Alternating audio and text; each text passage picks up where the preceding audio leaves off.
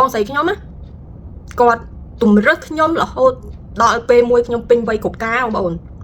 នេះយើងដឹងណាយើងដឹងថាណាគេស្រឡាញ់យើងណាមិនស្រឡាញ់យើងនៅក្នុងក្រុមគ្រួសារយើងមើលដឹងមិនមែនថាយើងមិនដឹងសូម្បីកូនណាក៏វាដឹងដែរយើងទទួលអារម្មណ៍ដូចថាដៃខាងណាពោយើងក៏ក្តៅដៃខាងណាពោយើងអត់ក្តៅយើងដឹងចាដល់ពេលខ្ញុំធំពេញវ័យគ្រប់ការហើយសំណងហ្នឹងយើងអត់តមានសលេណាម៉ៃគ្រប់ណាដូចថាបបោហូហៀវាមានដែរគ្រាន់ណាយើងនៅប្រើកសែងបងប្អូនចាខ្ញុំនិយាយរឿងពាក្យដូចថាមិនសូវល្អតិចចុះក៏តែចង់និយាយថាទំហំនៃក្តីស្រឡាញ់គឺបងស្រីខ្ញុំគឺគាត់រៀបចំមកខ្ញុំមកស្អាតចាបងប្អូនស្អាតតែប៉ុណ្្នឹងបានហើយថាគាត់ទំរឹះខ្ញុំកម្រិតណាចាលើកបកមកការស្រឡាញ់មិនស្មើគ្នានៅក្នុងក្រុមគ្រួសារក្នុងផ្ទះខ្ញុំបើសិនជាម៉ាក់ខ្ញុំបានមើលវីដេអូនេះអធិស្ឋានខ្ញុំផងខ្ញុំយករឿងគាត់មកនិយាយចាបងប្អូនដោយសារខ្ញុំបានឃើញព័ត៌មានថ្ងៃហ្នឹង2ចាក់ដោតក្នុងអារម្មណ៍ខ្ញុំមែនតើតាក់ទងនឹងកូនទាំងពីរចារឿងទី1គឺរឿងឧបទ្ទវហេតុស្លាប់ក្មេងប្រុសស្រីតូចគួរឲ្យស្រឡាញ់ពីរនាក់នៅអូស្ត្រាលីចារឿងហ្នឹងមួយហើយរឿងមួយទៀតក្មេងស្រីជំទង់គាត់បានលោតទឹកស្លាប់ខ្លួនដោយសារគាត់តូចចិត្តអន់ចិត្តដោយសារម្ដាយពុកគាត់មិនស្រឡាញ់កូនស្មើគ្នាជាមួយចុះពីចឹងទៅហើយគាត់ស្លាប់ខ្លួនគាត់ទៅសេសបុត4ច្រឡឹកយ៉ាងវែងអន្លាយចាផ្ញើទុកផ្ញើឪពុកម្ដាយគាត់អានអញ្ចឹងទៅខ្ញុំអត់បានមកវែងញែកថាកូនស្រីខុសឬក៏ឪពុកម្ដាយខុសខ្ញុំអត់បានវែងញែកទេពួកខ្ញុំអត់បាននៅក្នុងក្រុមគ្រួសារហ្នឹងទេចាព័ត៌មានយើងបានមើលក្នុងអានសម្បត្តិហ្នឹងទេអញ្ចឹងខ្ញុំទទួលស្គាល់ថារឿងហ្នឹងកើតឡើងគឺអ្នកទៅគឺទៅបាត់ហើយតែអ្នកនៅទេមិនឈឺចាឈឺរហូតទៅដូចគ្នាតថ្ងៃទីបញ្ចប់រៀងខ្លួនមិនឈឺតែឪពុកម្ដាយទេគឺមកក្រុមគ្រួសារហ្នឹងគឺទៅទាំងអស់គ្នាគឺវាប៉ះពាល់នឹងអារម្មណ៍យើងណាចាខ្ញុំអត់នេះខ្ញុំគ្រាន់តែមកចង់ចែកម្លែករឿងផ្ទាល់ខ្លួនកើតនៅក្នុងក្រុមគ្រួសារខ្ញុំដែររឿងដែលឪពុកម្ដាយស្រឡាញ់កូនមិនស្មើគ្នាវាមិនមែនការលើកខ្ញុំទេបងប្អូនវាមិនលើកខ្ញុំទេខ្ញុំចាត់ទុកថាជាមនុស្សម្នាក់ដែលមានសំណាងគឺសរសើរខ្លួនឯងហ្នឹងតិចចុះគឺខ្ញុំធំឡើងខ្ញុំកើតមកខ្ញុំធំឡើងខ្ញុំអត់បានទទួលអារម្មណ៍ហ្នឹងទេខ្ញុំអត់បានទទួលអារម្មណ៍ឪពុកម្ដាយស្រឡាញ់អត់ស្មើគ្នាគឺខ្ញុំអត់បានស្គាល់អារម្មណ៍ហ្នឹងទេខ្ញុំកើតមកខ្ញុំទទួលអារម្មណ៍ការស្រឡាញ់ឪពុកម្ដាយខ្ញុំគឺខ្ញុំបានស្រឡាញ់ពេញលេងលើសពីហ្នឹងយាយខ្ញុំចាហើយខាងជាងគេគឺបងស្រីខ្ញុំចាបងស្រីខ្ញុំបើនិយាយទៅគាត់ស្រឡាញ់គាត់តម្រើសខ្ញុំតើខ្ញុំខូចយ៉ាវាជាការប៉ັດគឺគាត់បើនិយាយទៅបងប្អូនជឿហ៎ចា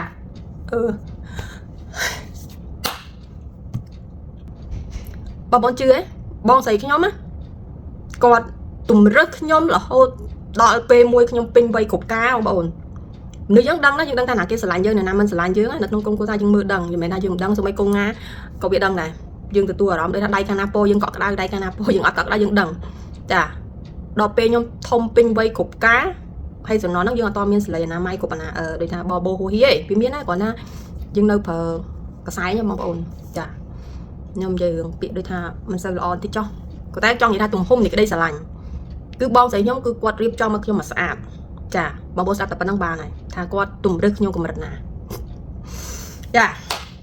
លើកបកមកការស្រឡាញ់មិនស្មើគ្នានៅក្នុងក្រុមគ្រួសារក្នុងផ្ទះខ្ញុំបើសិនជាម៉ាក់ខ្ញុំបានមើលវីដេអូនេះអធិស្ឋានខ្ញុំផងខ្ញុំយករឿងគាត់មកនិយាយតែរឿងហ្នឹងកើតផ្ទាល់នៅលើម៉ាក់របស់ខ្ញុំម្ដាយបកើតរបស់ខ្ញុំពួកខ្ញុំមានម៉ែក្មេងម៉ែបកើតដល់និយាយអញ្ចឹងតែម៉ែមួយណាម៉ែបកើតច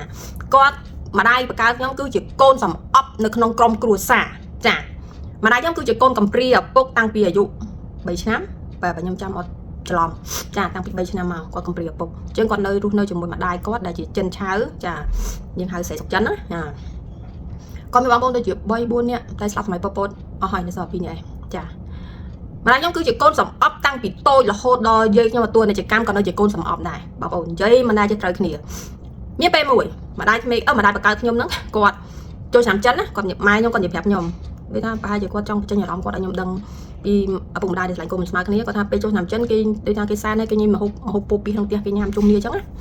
គេនិយាយជជែកគ្នាប្រាជ្ញលាន់សើចក្អាកក្អាយអញ្ចឹងទៅស្រាប់តែម៉ែបកើតខ្ញុំលូកមាត់និយាយជាមួយគ្នាលូកមាត់និយាយចូលទៅក្នុងរឿងសាច់រឿងអស់គ្នាហ្នឹងគេជុំមាត់គេជុំនិយាយទាំងអស់គ្នាស្ងាត់លាន់ចាស្ងាត់ជ្រាបមិនស្ងាត់លាន់ទេស្ងាត់ជ្រាបចាហ្នឹងបើសិនជាការលើកខ្លួនយើងផ្ទាល់យើងដឹងអារម្មណ៍ហ្នឹងហើយមានពេលមួយចាមានពេលមួយម្ដាយបកើតខ្ញុំគាត់សម្រាប់ចិត្តទៅសម្រាប់ខ្លួនចាគាត់ទៅសម្រាប់ខ្លួនប៉ុន្តែដោយសារការនោះម៉ែខ្ញុំគាត់អត់មានសេចក្តីក្លាហានគ្រប់គ្រាន់ចេះចឹងហ្មងដល់បើគាត់មានសេចក្តីក្លាហានគ្រប់គ្រាន់ក្នុងការសម្រាប់ខ្លួនមិនមានខ្ញុំមកតែនៅពេលនេះទេចាគឺចាប់សពគ្រប់នៅពេលនោះបាត់ហើយគាត់សម្រាប់ចិត្តជ្រើសរកផ្លូវមួយគឺចងកសម្រាប់ខ្លួន ប៉ុន្តែដោយសារគាត់ខ្លាចដែលថាម៉ែខ្ញុំគាត់ខ្លាចគាត់ក៏បបួលប្អូនស្រីគាត់ហើយទៅងាប់មួយអញហើយបបួលគេងាប់ណាទៅងាប់មួយមានអញ្ចឹងមិននិយាយមែនទោះតែថាមិនក៏មិនទៅងាប់ដែរក៏បបួលប្អូនគាត់ទៅងាប់ជាមួយគាត់អញ្ចឹងងាប់បានមាន2នាក់តែគាត់ឆ្លាញ់ប្អូនគាត់ម៉ែខ្ញុំប្អូនគាត់អត់ទៅប្អូនគាត់អត់ព្រមទៅងាប់ចាបើសិនជាការនៅប្អូនគាត់ព្រមទៅបាទជាអេវ៉ាំងបាត់ហើយហើយពុកម្ដាយកើតពីបិសារីហើយមិនឪពុកម្ដាយតែម្ដាយបកត្រឡប់មកវិញចាប្រហែលដោយសាររឿងហ្នឹងហើយបានខ្ញុំមិនបានទទួលអារម្មណ៍ស្រឡាញ់មិនស្មើគ្នាព្រោះម៉ែខ្ញុំគាត់ស្គាល់អារម្មណ៍ហ្នឹងអញ្ចឹងគាត់មិនចង់យកអារម្មណ៍ហ្នឹងមកឲ្យពួកខ្ញុំស្គាល់ទេអញ្ចឹងគាត់ព្យាយាមបំផុតដែលអាចធ្វើទៅបានគាត់មិនចង់ឲ្យប៉ះអារម្មណ៍កូនទេខ្ញុំដឹងខ្ញុំដឹងប៉ុន្តែពេលខ្លះគាត់ទទួលពីមជ្ឈដ្ឋានខាងក្រៅអីចឹងទៅវាអាចភ្លេចមកផ្សារទាញខ្លួនឯងមកវិញចាអញ្ចឹងខ្ញុំក៏ចង់ផ្ដាំផ្ញើទៅពុកម្ដាយទាំងអស់មិនថាពុកម្ដាយដែលមានកូនធំហើយកូនពេញជំទង់ឬក៏តូចដូចខ្ញុំឯងពុកម្ដាយគាត់ថាថយក្រោយតិចទៅហើយគិតមើលថាយើងរាល់ថ្ងៃហ្នឹងវាយ៉ាងម៉េចដែរធ្វើជាមួយកូនយើងចាពេលខ្លះម៉ែថាអញចង់ល្អមកវាដែរប៉ុន្តែវាមិនស្ដាប់អញចាហ្នឹងជារឿងរបស់កូនចាប៉ុន្តែព្យាយាមឲ្យច្រើនផុតដែលកុំឲ្យកូនទទួលអារម្មណ៍ថាម្ដាយឪពុកស្រឡាញ់កូនមិនស្មើគ្នាខ្ញុំមែនអីនេះដែរគាត់ថាខ្ញុំព្យាយាមអញ្ចឹងចាខ្ញុំព្យាយាមអញ្ចឹងចាបងអូនរឿងមួយទៀតខ្ញុំចង់បញ្ចូលនៅក្នុងវីដេអូមួយនេះដែរគឺរឿងភេទរបស់កូនចាក្រុមគ្រួសារខ្លះគាត់ឲ្យតម្លៃលើភេទរបស់កូនខ្លាំងមែនទែនតែធ្វើឲ្យយើងជីងហ្នឹងវាឡងចែកវាមិន1គីឡូបាន9ខាំឬ8ខាំទេ1គីឡូខ្លះ1គីឡូបាន15ខាំឯងដោយសារភេទរបស់កូនមួយខ្លះជាពិសេសគ្រួសារដែលជាប់ខ្សែនឹងចិនចាគាត់ឲ្យតម្លៃភេទប្រុសហ្នឹងគឺវាខ្ពស់ដូចដុំមាសដុំពេជ្រចឹងហើយភេទស្រីហ្នឹងគឺនៅខាងក្រោមខ្ញុំអត់ដឹងថាយ៉ាងម៉េចទេតែសម្រាប់ខ្ញុំដែលជាម្ដាយមួយរូបដែរខ្ញុំមិនឲ្យតម្លៃភេទទេគឺភេទណាក៏ល្អសម្រាប់ខ្ញុំដែរមិនថាភេទស្រីមិនថាភេទប្រុសឧទាហរណ៍ថាបើសិនជាកូនខ្ញុំ2ហ្នឹងអាណាក៏ទៅយើងក៏មើលមិនឃើញដែរ2ហ្នឹងមានម្នាក់ឬក៏2នាក់ទៅជាភេទទី3ក៏ខ្ញុំទទួលព្រមដែរបងប្អូនខ្ញុំនិយាយរួមខ្ញុំសម្រេចចិត្តហើយពេលកូនខ្ញុំកើតមកជាភេទស្រីហើយចឹងបងប្អូនខ្លះថាអូយបានស្រីទាំងពីរហើយមិនយកមួយទៀតអត់ទេគឺខ្ញុំគ្រប់គ្រាន់ហើយចាខ្ញុំគ្រប់គ្រាន់មួយកូនខ្ញុំហើយស្រីទាំងពីរក៏បានប្រុសទាំងពីរក៏បានភេទទី3ទាំងពីរក៏បានគឺកូនរបស់ខ្ញុំចាអញ្ចឹងខ្ញុំចង់និយាយចឹងខ្ញុំមិនឲ្យកូនខ្ញុំទទួលអារម្មណ៍មិនថាវាគ្មានអី perfect ទេវាគ្មានអី 100%ទេប៉ុន្តែគ្រាន់តែដូចថាអញ្ចឹងវា1គីឡូ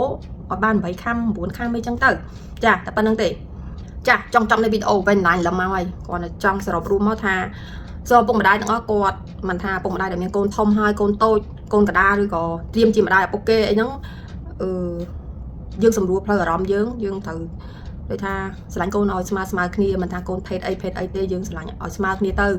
ទោះតែយើងខ្ញុំដឹងថាពុកម្ដាយមិនដែលស្រឡាញ់កូនស្មើគ្នាទេចាវាធម្មតាទេវាជារឿងរបស់ធម្មជាតិហើយវាជាការពិតពុកម្ដាយចានិយាយថាអូអញស្រឡាញ់ពុកហើយស្មើគ្នាកុហកខ្ញុំមានកូនខ្ញុំដឹងចាវាដូចតែម្រាមដៃអញ្ចឹងវាមានខ្ពស់មានទាបប៉ុន្តែគ្រាន់ថាកន្លែងទាបយើងលាក់ទៅហើយកុំបញ្ចេញច្រើនពេកប៉ុន្តែក្តីស្រឡាញ់ទៅបញ្ចេញឲ្យកូនដឹងដូចចាស់មួយចំនួនគាត់ថាស្រឡាញ់កូនកុំឲ្យដឹងចិត្តជាមួយខ្ញុំគ្មានទេស្រឡាញ់កូនឲ្យដឹងចិត្តឲ្យដឹងថាខ្ញុំនឹងស្រឡាញ់ឲ្យកូនដឹងថាខ្ញុំស្រឡាញ់គាត់បងប្អូនត្រូវបែងចែកអត់ដាច់រវាងស្រឡាញ់ហើយនឹងទម្រើសចាបើបែងចែកអត់ដាច់